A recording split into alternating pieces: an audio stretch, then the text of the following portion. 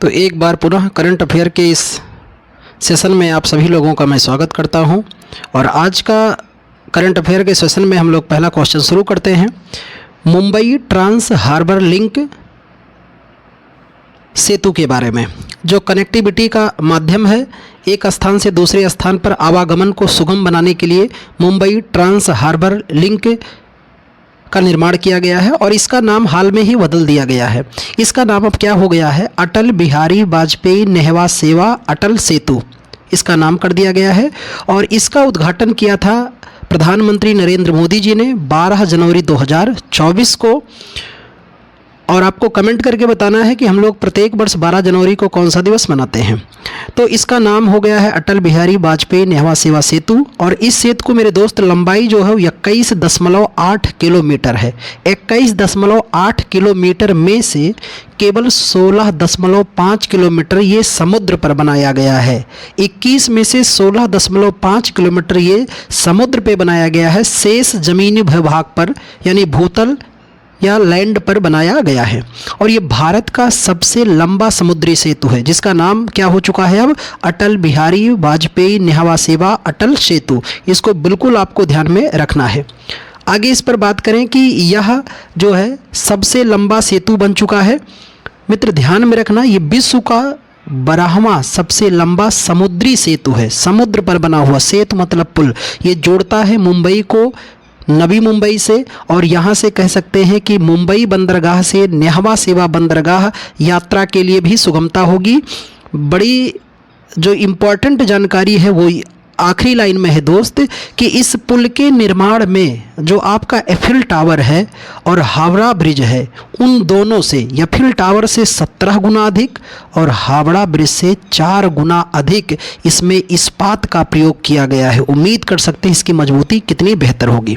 आगे बढ़ते हैं हम लोग दोस्त कि अगला सवाल है आपके लिए करंट की जानकारी कि बोइंग सुकन्या कार्यक्रम। तो बोइंग सुकन्या कार्यक्रम की शुरुआत किसने किया? हमारे प्रधानमंत्री नरेंद्र मोदी जी ने 19 जनवरी 2024 को। इसका उद्देश्य क्या है? तो भारतीय विमान क्षेत्र में महिलाओं का सशक्तिकरण करना है, यानी भारतीय विमान क्षेत्र में महिलाओं की एंट्री बढ़ाना है। तो भारतीय महिला विमान चालकों की संख्या अगर हम लोग देखें तो 15% से अधिक है। इस समय देश में 15% से अधिक विमान भारतीय महिलाएं उड़ा रही हैं। और कहते हैं बोइंग सुकन्या कार्यक्रम के तहत STEM science, technology, engineering, mathematics भी इन्हें सीखने का अवसर मिलेगा और विमानन क्षेत्र में इन्हें प्रदान किया जाएगा। महिलाओं को नौकरी और प्रशिक्षण भी दिया जाएगा। इसके लिए सरकार ने पहल की है। 150 नियोजित स्थानों पर इन महिलाओं को ट्रेनिंग दी जाएगी, जिससे इनकी संख्या विमान क्षेत्र में इजाफा हो और बढ़ सके। ये बातें भी आपको ध्यान में रखना है। आगे हम लोग बात करते हैं BIETC Boeing India engineering and technology centre. इसका उद्घाटन अभी प्रधानमंत्री मोदी जी ने कर्नाटक की राजधानी बंगलुरु में किया है। और इसका जो उद्घाटन किया गया 23 एकड़ क्षेत्र पर किया गया है। 1600 करोड़ रुपए का इसमें निवेश किया गया है। एक बड़ा निवेश है। 1600 करोड़ और 43 एकड़ क्षेत्र पर यह फैला है। और कहते हैं बोइंग कंपनी जो है इसके पहले अमेरिका में यह कार्य कर रही थी। और कहते हैं अमेरिका के द्वारा बोइंग द्वारा अमेरिका के बाहर ये सबसे बड़ा निवेश है। यानी इससे बड़ा निवेश लगभग 14 या 1300 करोड़ का निवेश अमेरिका में हुआ था। उससे बड़ा निवेश 1600 का भारत में है।